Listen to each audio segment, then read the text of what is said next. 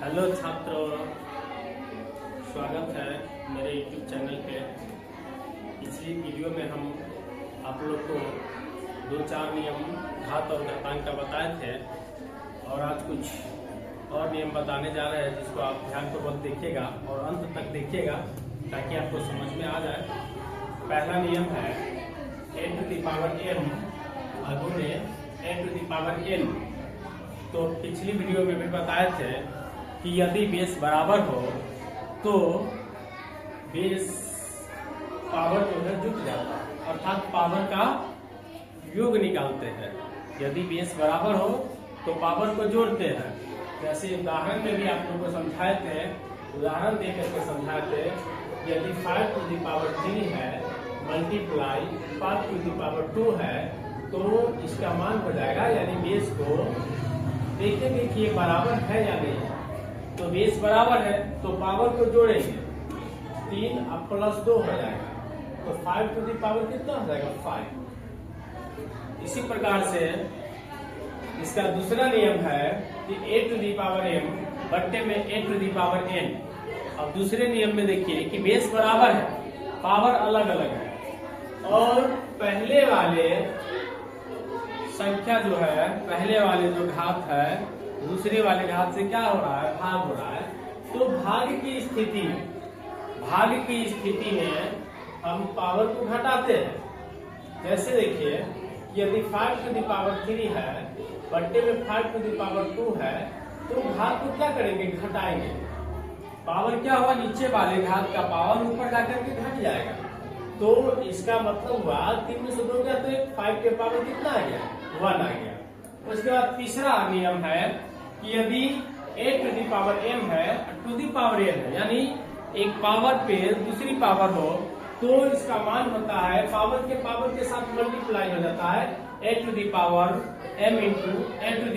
a⁴n।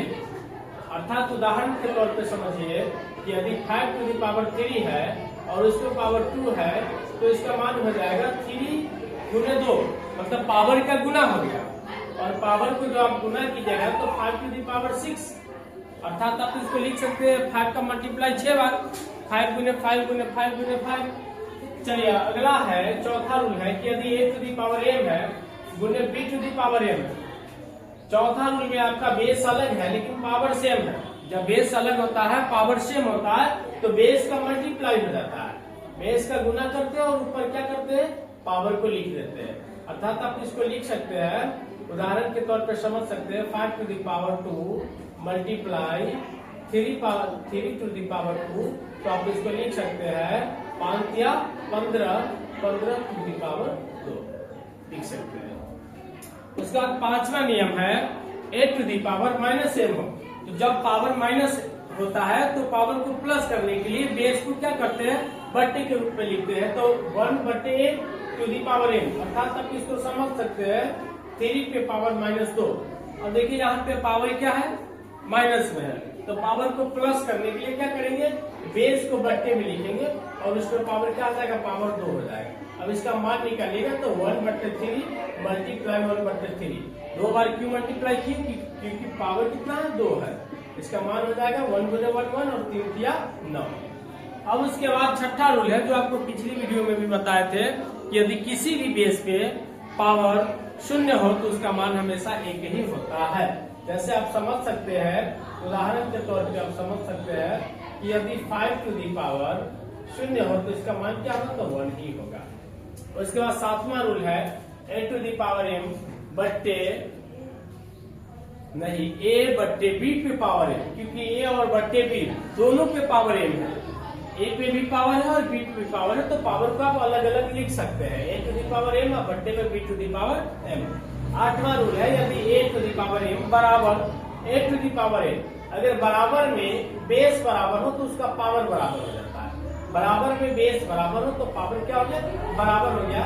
अर्थात 5⁴ बराबर में यदि 5⁴ है तो आप इसको 3 = 2 लिख सकते हैं।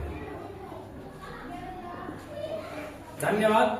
आशा करते हैं कि वीडियो आपको अच्छा लगा हो, तो आप देखते रहिए और सब्सक्राइब कीजिए ताकि आपको नए नए वीडियो भी आपको मिलता रहे, समय समय से आप पढ़ सकते हैं, देख सकते हैं, समझ सकते हैं।